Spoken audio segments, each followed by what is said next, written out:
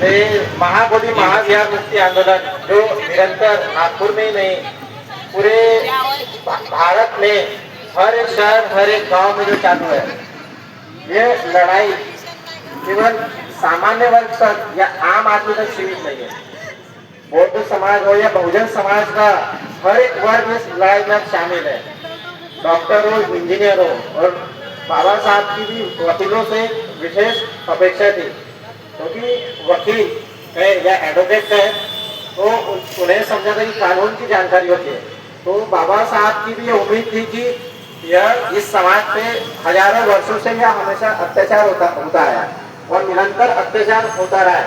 ऐसा ही अत्याचार हम देख रहे हैं कि जो हमारी खुद की विरासत है, जो हमारा महाविहार है, हमारे ही देश में, बुद्ध के देश में विदेशियों द्वारा या ब्राह्मणों द्वारा उस पर कब्जा उन्होंने कर लिया है। तो बाबा साहब को उम्मीद थी कि जो वकील वर्ग है वो अपने समाज की या ऊपर हुए अत्याचार की समय समय पे आवाज उठाएंगे, सड़क पे हो, संसद में हो, कोर्ट में हो, क्योंकि संविधान की जो भाषा है, कहते हैं वकीलों को ज्यादा समझ में आती है। तो ऐसे ही नागपुर जिला, नहीं दिखता Nagpur district and session court और नागपुर इसलिए नहीं दिखती। प्रैक्टिस करने वाले कुछ वकील, advocate Sushila Bagde ma'am, advocate Bandeshwar ma'am और एडवोकेट रामटेके सर इस आंदोलन को समर्थन देने के लिए आज हमारे बीच में उपस्थित हुए हैं। और इस आंदोलन में ही नहीं, समय समय पे समाज के हर मुद्दों के साथ वो खड़े होते हुए हमें दिखाई देते हैं। एट्रोसिटी का कोई मुद्दा हो तो बहुत सारे मैडम और सर ने बहुत सारे केसेस जो एट्रोसिटी के होते हैं, कभी कभार होता है कि सरकारी वकील सरकार द्वारा मुहैया तो करा दिया जाता है, पर वो इस तरह का उचित मार्गदर्शन पीड़ित को नहीं दे पाता। तो समय समय पे एट्रोसिटी के मुद्दे पर भी ये लोग आवाज उठाते हैं और घरेलू हिंसा या महिलाओं पर होने वाले अत्याचार पे भी हमेशा मुखरता से वो आवाज बुलंद करते हैं। तो ऐसे ही कुछ वकील हमारे बीच में उपस्थित है। मैं सुशीला बागड़े, एडवोकेट सुशीला बागड़े मैम से विनती करूंगा कि वो महाबोधि महाविहार का जो आंदोलन हो रहा है उस विषय में दो शब्द कहें या हमें मार्गदर्शन करें। Advocate Bagade ma'am.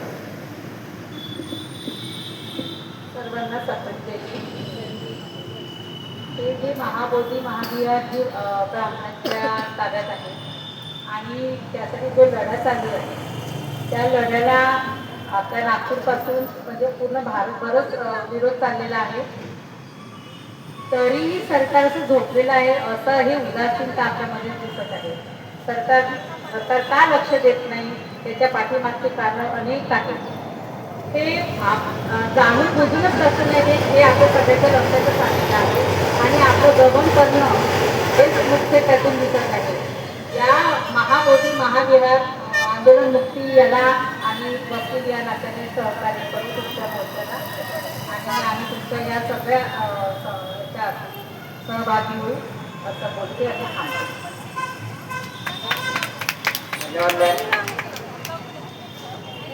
रामटेके साहेब।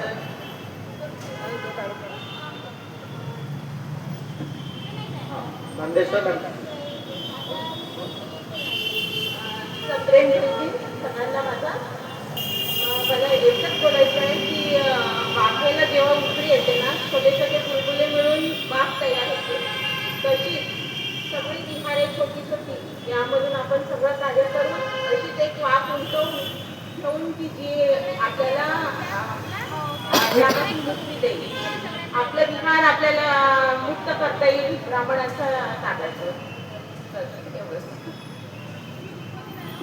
धन्यवाद मैम। ये जो बीटी है बहुत बड़ा टेम्पल है, ये हमारा इस आंदोलन की सफलता ही नहीं है कि जिसकी सुनवाई इतने वर्षों से कोर्ट में नहीं हो रही थी। एक याचिका सुप्रीम कोर्ट में प्रलंबित है, पर कितने बहुत सालों से 2011 में जो याचिका सुप्रीम कोर्ट में डाली गई थी उसमें कभी कोई सुनवाई नहीं हो रही थी, पर इस आंदोलन की सफलता है कि सुप्रीम कोर्ट में भी उसको सुनवाई करना पड़ा और सभी को मालूम है कि और उम्मीद भी है कि आने वाले 29 जुलाई को हो सकता है शायद उसमें फाइनल डिसीजन भी आ जाए। इसलिए ये निरंतर आंदोलन चालू रहना बहुत जरूरी है, क्योंकि लोहिया जी भी कहते हैं कि जब जब सड़कें सुनी होती है संसद आवारा घूमनी होती है। जो बीटी एक्ट है ये कानून संसद द्वारा या बिहार विधानसभा द्वारा पारित है, तो इस कानून की लड़ाई सड़क के साथ साथ संसद में भी होनी चाहिए। इसलिए जब जब हम लोग सड़कों पे आवाज उठाएंगे तो बहरों को सुनाने के लिए धमाके की आवश्यकता होती है। तो हमारे जो निर्वाचित सांसद है, ऐसा तो ये है कि वो उन्हीं की तरफ ज्यादा बोलते हैं, लेकिन उनको अगर हमने हमारा विरोध प्रदर्शन दर्शाया या दिखाया कि बहुजन समाज इस महाविहार महावृत्ति आंदोलन के लिए बहुत अग्रसर है या बहुत आंदोलित है, तो उन्हें मजबूरन सुनना पड़ेगा। इसी के साथ हमारे बीच में एडवोकेट धर्मेश सारे सर भी उपस्थित हुए हैं।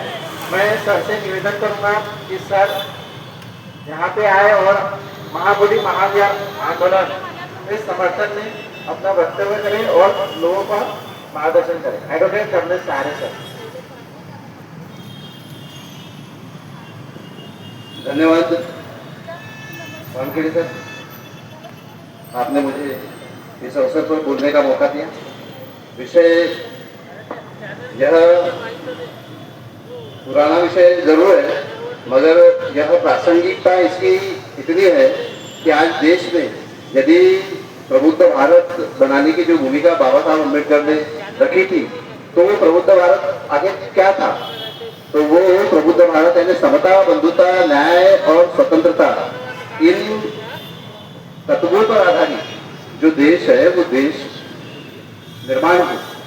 यह जो बुद्ध का जो कहना है या बुद्ध के जो विचार है या बुद्ध के विचारों के आधार पर पूरा देश जो है वो प्रबुद्ध भारत अगर होता है, तो जिस तरह से जो विभिन्न देश जो है, जापान से लेकर अन्य जो बुद्धिस्ट देश है,